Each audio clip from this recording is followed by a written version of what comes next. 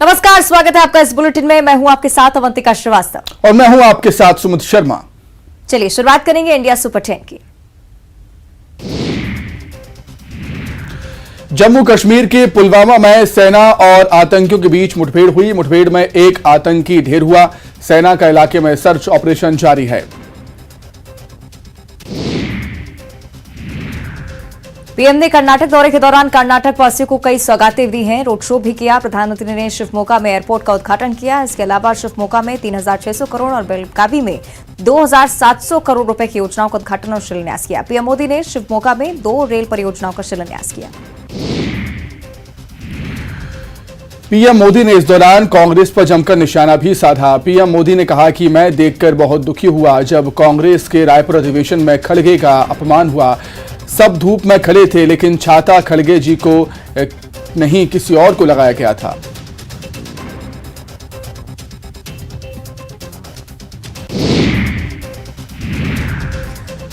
Court ने CBI को deputy CM Manish Sisodia की 4 मार्च तक की रिमांड सौंपी है। शराब नीति केस में जांच एजेंसी ने सिसोदिया की 5 दिन की कस्टडी मांगी थी, जिसे कोर्ट ने मान लिया। सीबीआई ने रविवार को 8 घंटे की पूछताछ के बाद सिसोदिया को गिरफ्तार किया था। जांच एजेंसी ने कहा था कि सिसोदिया सवालों के सही जवाब नहीं दे रहे हैं, इसलिए रिमांड जरूरी है। मनीष सिसोदिया की गिरफ्तारी के विरोध में पूरे दिन आम आदमी पार्टी ने कई जगह प्रदर्शन किया। दिल्ली से लेकर चंडीगढ़ तक प्रदर्शन किया गया। उधर जम्मू में भी प्रदर्शनकारियों ने बीजेपी दफ्तर का घेराव करने का प्रयास किया। इसके अलावा आम आदमी पार्टी कार्यकर्ताओं ने भोपाल, राजकोट, हैदराबाद समेत कई जगह प्रदर्शन किया। इस दौरान उनकी पुलिस के साथ धक्का मुक्की भी हुई। प्रयागराज में उमेश पाल और उनके गनर की हत्या मामले की जांच के लिए पुलिस की टीम ने दबिश दी और इस दौरान प्रयागराज के धूमनगंज में पुलिस एनकाउंटर में अरबाज नाम का एक आरोपी मारा गया। आरोपी अरबाज वारदात में इस्तेमाल कार चला रहा था। आरोपी अरबाज ने पहले पुलिस टीम पर फायरिंग की, फिर जवाबी कार्रवाई में पुलिस ने आरोपी को ढेर कर दिया। मेघालय और नागालैंड विधानसभा के लिए कड़ी सुरक्षा के बीच वोट डाले गए। मेघालय और नागालैंड में 59 सीटों पर मतदान हुआ। मेघालय में 74.32% और नागालैंड में 82.42% मतदान रिकॉर्ड किया गया। 2 मार्च को मेघालय, नागालैंड और त्रिपुरा विधानसभा चुनाव के रिजल्ट सामने आएंगे। पुलवामा टारगेट किलिंग में मारे गए कश्मीरी पंडित संजय शर्मा का अंतिम संस्कार कर दिया गया। उनके अंतिम संस्कार में पुलिस के बड़े अधिकारियों समेत कई नेता शामिल हुए। उन्हें रविवार को आतंकवादियों ने उस समय गोली मार दी थी जब वो स्थानीय बाजार में अपनी पत्नी के साथ जा रहे थे। महबूबा मुफ्ती ने अछन पुलवामा पहुंचकर मारे गए कश्मीरी पंडित के परिवार के प्रति संवेदनाएं व्यक्त की। इस मौके पर उन्होंने विवादित बयान दिया। महबूबा मुफ्ती ने बीजेपी और आतंकियों की तुलना करते हुए कहा कि एक तरफ कश्मीरी बीजेपी के अत्याचार का सामना कर रहे हैं, वहीं दूसरी तरफ आतंकियों की बंदूकों का सामना कर रहे हैं। यूपी के सरहानपुर से एक दर्दनाक सीसीटीवी वीडियो सामने आया है। इस वीडियो में बाइक सवार युवकों को एक ट्रक कुचलता हुआ नजर आ रहा है। इस हादसे में एक युवक की मौत और दूसरा गंभीर रूप से घायल हो गया। बता दें कि इस हादसे में ट्रक बाइक सवारों को काफी दूर तक घसीटता हुआ ले गया। पुलिस ने आरोपी ट्रक चालक को गिरफ्तार कर मामले की जांच शुरू कर दी है। कश्मीर में टारगेट किलिंग के खिलाफ बीजेपी महिला मोर्चा ने धरना प्रदर्शन किया। पाकिस्तान के खिलाफ नारा लगाते हुए बीजेपी महिला मोर्चा की कार्यकर्ताओं ने कश्मीर में अल्पसंख्यकों के लिए पर्याप्त सुरक्षा की मांग की है। आंध्र प्रदेश में तिरुपति के रेणिगुंटा इंटरनेशनल एयरपोर्ट के पास सोमवार को एक निजी कंपनी में आग लग गई। मौके पर फायर ब्रिगेड की गाड़ियां पहुंच गईं और अभी किसी के हताहत होने की जानकारी नहीं है। आइए अब देखेंगे एमपी टॉप 10। एमपी विधानसभा के बजट सत्र का आज दूसरा दिन। राज्यपाल के अभिभाषण पर सदन में होगी चर्चा। आज विधानसभा में पेश होगा आर्थिक सर्वेक्षण। भोपाल में बीजेपी विधायक दल की बैठक आज। विधानसभा के बजट सत्र की बनेगी रणनीति। सीएम शिवराज की अध्यक्षता में आरोपों का जवाब देने तैयार होगी रणनीति। ग्वालियर में एयरफोर्स परिसर में 10वीं के छात्र ने की खुदकुशी। 15 साल के छात्र सूर्यांश सेंगर ने की खुदकुशी। पानी की टंकी से कूद कर दी जान। जांच में जुटी पुलिस। छतरपुर में हॉस्टल संचालक पर लगा दलित छात्रा के साथ छेड़छाड़ और बलात्कार का आरोप। पुलिस में शिकायत के बाद आरोपी गिरफ्तार। बलात्कार की धाराओं सहित SC/ST एक्ट की धाराओं और पॉस्को एक्ट का मामला दर्ज। बैतूल में मुख्यमंत्री सामूहिक विवाह कार्यक्रम में मचा हड़कंप। मौके पर एक दुल्हन के ना पहुंचने पर मचा हड़कंप। बस खराब होने के चलते दुल्हन को हुई देरी। ग्वालियर में आम आदमी पार्टी का हंगामा। निगम अमले ने उठाया फुटपाथियों का सामान उठाने पर आप पार्टी के नेता रुचि गुप्ता ने किया हंगामा। PCC चीफ कमलनाथ के बंगले पर कांग्रेस विधायक दल की बैठक हुई। बैठक में शामिल होने के लिए पार्टी के सभी विधायक पहुंचे, जहां बजट सत्र में सरकार को घेरने के लिए रणनीति तैयार की गई। कांग्रेस विधायकों ने बीजेपी सरकार पर जमकर निशाना साधा। पूर्व वित्त मंत्री तरुण भनोत ने कहा कि पूरी सरकार भ्रष्टाचार में डूबी हुई है। बागेश्वर धाम के महाराज पंडित धीरेन्द्र शास्त्री ने एक बार फिर से हिंदू राष्ट्र की बात को दोहराया है। धीरेन्द्र शास्त्री ने कहा कि भारत हिंदू राष्ट्र था, है और घोषित होकर भी रहेगा। किसी में दम है तो रोक कर बताएं। प्रधानमंत्री के खिलाफ टिप्पणी करने के मामले पर पूर्व मंत्री और कांग्रेस नेता राजा पटेरिया को हाईकोर्ट से बड़ी राहत मिली है। हाईकोर्ट ने 1 लाख के मुचलके पर राजा पटेरिया को जमानत दे दी है। MP में साल विधानसभा चुनाव होने हैं और इसके पहले ही नेताओं के दल बदल का खेल शुरू हो गया है। ग्वालियर में कांग्रेस को एक और बड़ा झटका लगा है। ग्वालियर चंबल अंचल से बढ़े ब्राह्मण चेहरे के रूप में पहचाने जाने वाले पूर्व विधायक बलबीर दंडोतिया ने BSP में घर वापसी की। मंदसौर पुलिस पर एक शख्स ने गंभीर आरोप लगाया है। इस शख्स ने SP से शिकायत की है और कहा है कि पुलिस उससे अवैध वसूली करती है, नहीं देने पर NDPS एक्ट की धमकी देती है। वहीं SP ने मामले की गंभीरता को देखते हुए शिकायत दर्ज कर जांच की बात कही। उज्जैन में नगर निगम और पुलिस ने अतिक्रमण हटाने की कार्रवाई की। इस दौरान संयुक्त अमले ने देवास गेट बस स्टॉप क्षेत्र से मालीपुरा क्षेत्र और तोपखाना मार्ग होते हुए श्री महाकाल मंदिर जाने के मुख्य मार्ग से अतिक्रमण हटाया। देवास में प्रॉपर्टी डीलर की हत्या के आरोपी के मकान को ढहा दिया गया। दरअसल देवास पुलिस ने कुछ दिनों पहले फिल्मी स्टाइल में हुए हत्याकांड का खुलासा किया था, जिसके बाद लोग SP को आवेदन देकर आरोपी के अवैध संपत्ति पर कार्रवाई की मांग कर रहे थे। जिसके बाद आरोपी के अवैध संपत्ति को चिन्हित कर ढहा दिया गया। उमरिया में आशा कार्यकर्ताओं ने 18,000 रुपए की न्यूनतम वेतनमान को लेकर जोरदार प्रदर्शन किया। जिले भर से आई आशा कार्यकर्ताओं ने प्रदर्शन किया। अपनी मांगों के समर्थन में मुख्यमंत्री के नाम ज्ञापन सौंपा और मांगे पूरी न होने पर आंदोलन की चेतावनी दी। जबलपुर में बर्तन साफ करने के दौरान महिला को सांप दिखाई दिया। घर में सांप निकलने की खबर से हड़कंप मच गया। सांप का रेस्क्यू करने के लिए सर्प विशेषज्ञ को बुलाया गया, जिसके बाद सर्प विशेषज्ञ ने धामन सांप का रेस्क्यू किया। सांप जबलपुर के धनवंतरी नगर इलाके में एक घर से निकला था। मंडला जिले में स्थित कान्हा नेशनल पार्क में बर्ड सर्वेक्षण किया गया, जिसमें कई प्रकार के दुर्लभ पक्षियों को देखा गया। सर्वेक्षण का कार्यक्रम पार्क में 2 दिन तक 36 जगहों पर चला, जहां पक्षियों को देखने, उनकी फोटो खींचने और आवाज को रिकॉर्ड करने का काम किया गया। इस सर्वेक्षण में 13 राज्यों के 72 प्रतिभागियों ने हिस्सा लिया है, जहां उन्हें 290 पक्षियों की प्रजातियों को पार्क में देखा है। और आइए आप देखते हैं छत्तीसगढ़ सुपर 10। धमतरी में सीरियल किलर को एक साथ 3 बार आजीवन कारावास कोर्ट ने फैसला सुनाया है। कोर्ट ने जितेंद्र ध्रुव पर 3 बार जुर्माना भी लगाया। 2016 से 17 के बीच 6 लोगों की हत्या का आरोप है इस पर। आज से छत्तीसगढ़ में शुरू होगा शिशु संरक्षण माह। प्रदेश में 31 मार्च तक चलेगा शिशुओं का पोषण बेहतर करने का अभियान। 25 लाख से ज्यादा बच्चों को दी जाएगी विटामिन A की खुराक। कल से शुरू होगा छत्तीसगढ़ का बजट सत्र। 24 मार्च तक कुल 14 बैठकें होंगी। 6 मार्च को CM भूपेश बघेल करेंगे बजट पेश।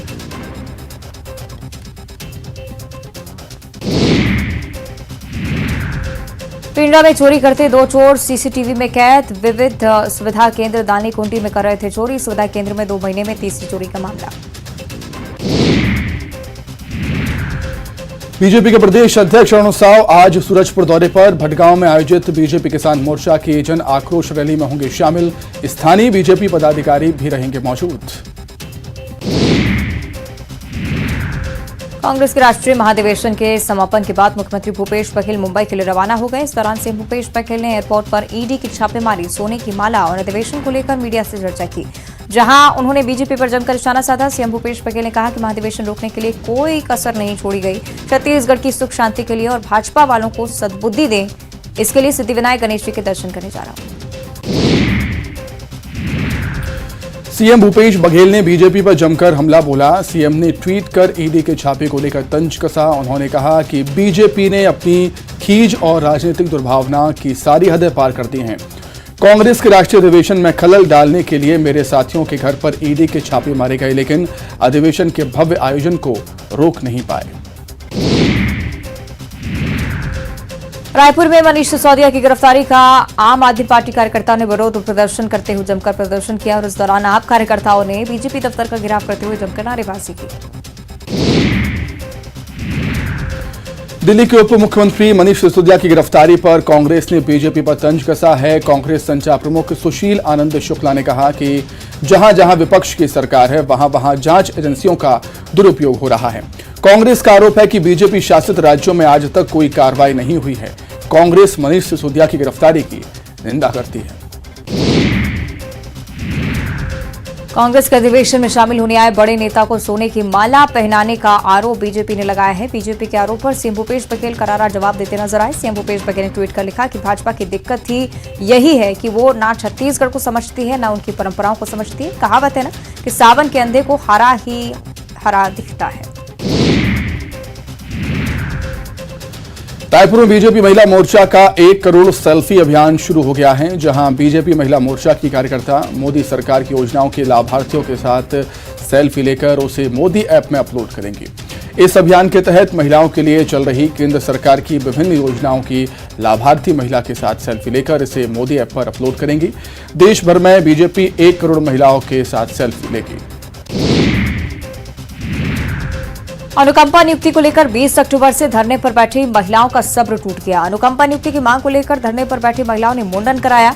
मुंडन कराकर महिलाओं ने अपना विरोध प्रदर्शन किया। प्रदेश में अलग अलग जिलों से आई महिलाएं यहां प्रदर्शन करती नजर आईं। रायपुर में 20 अक्टूबर 2022 से आंदोलन पर ही महिलाएं बैठी हैं। नवीन जिंदल धमकी मामले में बड़ा खुलासा हुआ है। आरोपी पुष्पेंद्र चौहान ने पुलिस को बताया है कि वो रायगढ़ जेल आना चाहता था, इसलिए उसने उद्योगपति नवीन जिंदल को धमकी दी थी। फिलहाल पुलिस ने कोर्ट से 15 दिन की रिमांड ली है और इस दौरान आरोपी से पूछताछ की जाएगी और उसके सभी मामलों की जानकारी ली जाएगी। धमतरी के केरेगांव रेंज के एक कंपार्टमेंट में आग लग गई। जब तक वन विभाग को खबर मिली तब तक आग करीब 2 हेक्टेयर एरिया में फैल चुकी थी। दरअसल इस मौसम में महुआ के फल पककर गिरते हैं। ग्रामीण इन्हीं फलों के लिए कचरा साफ करने के लिए पेड़ों के नीचे आग लगा देते हैं। ऐसे ही लगाई गई आग जंगल में फैल गई थी। घटना की जानकारी के बाद वन विभाग ने आग लगाने वालों पर कार्रवाई के आदेश दिए हैं। गरियाबंद में अपनी मांगों को लेकर नगर पंचायत का घेराव करने वार्ड क्रमांक 15 की महिलाएं पहुंची। प्रदर्शनकारी महिलाओं की मांग है कि नगर पंचायत से वार्ड क्रमांक 15 को हटाया जाए, जिसे लेकर सैकड़ों महिलाओं ने प्रदर्शन किया और मांगें पूरी न होने पर चुनाव बहिष्कार की चेतावनी भी दी है। और आइए अब रुक करेंगे इंटरनेशनल सुपर 10 का। अमेरिका ने इंटेलिजेंस रिपोर्ट के हवाले से कहा है कि कोरोना चीन के वुहान लैब से ही फैला है। सोमवार को अमेरिकी एनर्जी डिपार्टमेंट ने वायरस से जुड़ी फाइल रिपोर्ट पेश की। एनर्जी डिपार्टमेंट ने पहले कहा था कि वायरस के ओरिजिन का पता नहीं चल पा रहा है, लेकिन अब उसका मानना है कि वायरस के वुहान लैब से लीक होने की संभावना सबसे ज्यादा है।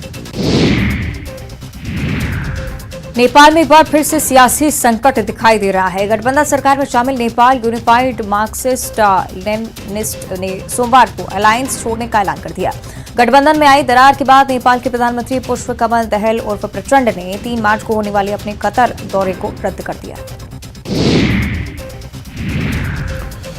पाकिस्तान के कराची में सोमवार को कश्मीर के आतंकी संगठन अल बद्र का कमांडर सैयद खालिद रजा मारा गया।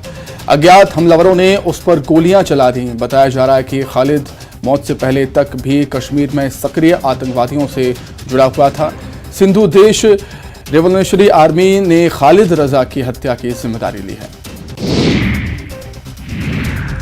नेपाल पुलिस ने 49 साल के चीनी नागरिक को 3 नाबालिग लड़कियों से रेप के आरोप में गिरफ्तार कर लिया। पुलिस कई दिनों से लापता हुई तीनों लड़कियों की तलाश कर रही थी। इस दौरान उसे ललितपुर जिले के बुंगवती एरिया के एक बंद घर के बारे में जानकारी मिली और इस घर की तलाशी ली गई तो 3 नाबालिग लड़कियां यहां से पाई गई जिन्हें बंधक बनाकर रखा गया था। रूस यूक्रेन जंग के बीच फ्रांस यूक्रेन को हथियार दे रहा है। इस फैसले के लिए अब फ्रांस को अपने नागरिकों का विरोध झेलना पड़ रहा है। पेरिस में हजारों लोग सड़कों पर फ्रांस सरकार के इस फैसले के खिलाफ नारेबाजी करते हुए नजर आए। लोगों का कहना है कि हथियार देने से जंग बढ़ जाएगी और बढ़ती ही जाएगी। अगर सरकार मदद करना चाहती है तो उसे रूस को हमला करने से रोकना चाहिए। यूक्रेन के राष्ट्रपति जेलेंस्की ने कहा कि व्लादिमीर पुतिन को उनके करीबी ही एक दिन मार डालेंगे। जेलेंस्की का ये बयान रूस यूक्रेन जंग पर बनी एक डॉक्यूमेंट्री में है। इसका नाम ईयर है। न्यूज़वीक मैगजीन में इस डॉक्यूमेंट्री की जानकारी दी गई है।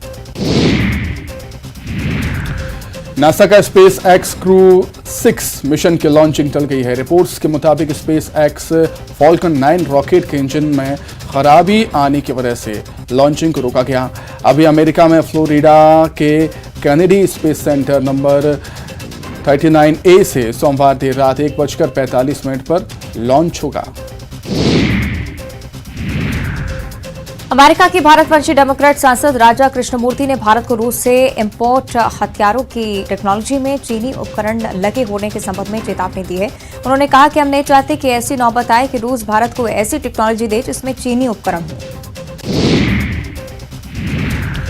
इटली के कैलाब्रिया कोस्ट के पास एक नाव डूब गई। इस घटना में एक नवजात बच्चे समेत 61 शरणार्थियों की मौत हो गई है। ये शरणार्थी पाकिस्तान, अफगानिस्तान और इराक के बताए जा रहे हैं।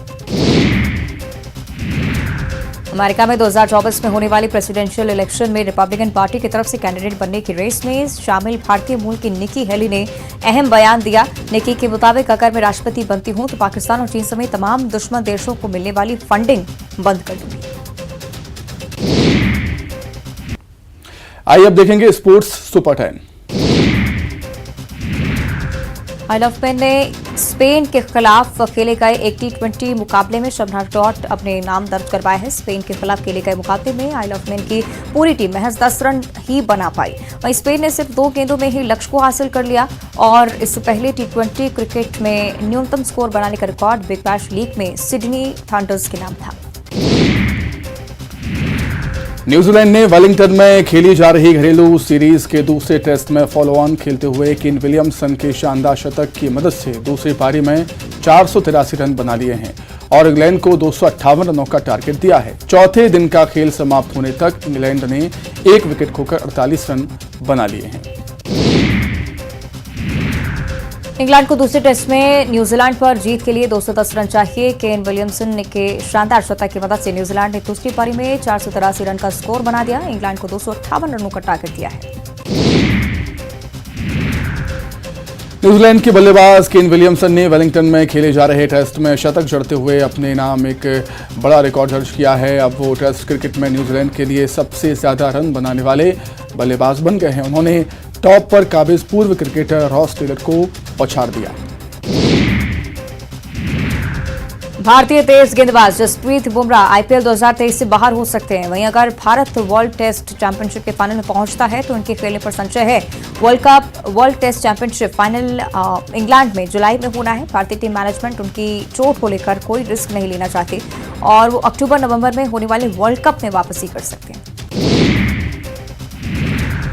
ऑस्ट्रेलिया की world cup winning wicket keeper batter Alyssa Healy ने कहा है कि हरमनप्रीत थोड़ा और एफर्ट लगाकर दौड़ती तो रन पूरा कर लेती। हरमन को जिम्मेदारी से दूसरा रन लेना चाहिए था। अगर वे थोड़ा बेहतर एफर्ट लगाती तो थ्रो आने से पहले ही रन पूरा कर लेती। ना ही उनका बैट पिच में अटकता और ना ही वो रन आउट होती। भारतीय कुश्ती संघ के अध्यक्ष बृजभूषण शरण सिंह पर कुछ इंटरनेशनल पहलवानों द्वारा लगाए गए शारीरिक शोषण के आरोपों से जुड़े मामले में एक नया मोड़ आ गया है। विनेश फोगाट ने अपने ट्वीट में सीधे योगेश्वर दत्त का नाम तो नहीं लिया, लेकिन अपरोक्ष रूप से उनका जिक्र करते हुए लिखा कि मामले की जांच कर रही दोनों कमेटियों में शामिल एक मेंबर पहलवानों की यौन उत्पीड़न से जुड़ी शिकायत के तथ्य लीक कर रहा है, इसलिए इस सदस्य को तुरंत जांच कमेटी से हटाया जाना चाहिए। हरियाणा के मंत्री संदीप सिंह पर सेक्सुअल हैरेसमेंट और रेप के प्रयास के आरोप लगाने वाली जूनियर महिला कोच पुलिस की सुरक्षा से परेशान हो गई है। कोच ने हरियाणा के डीजीपी के अग्रवाल को लेटर लिखकर तत्काल सुरक्षा हटाने की मांग की। इसके साथ ही जूनियर कोच ने पूरे मामले की जांच कर रही चंडीगढ़ एसआईटी को जल्द कार्रवाई करने की भी मांग की है।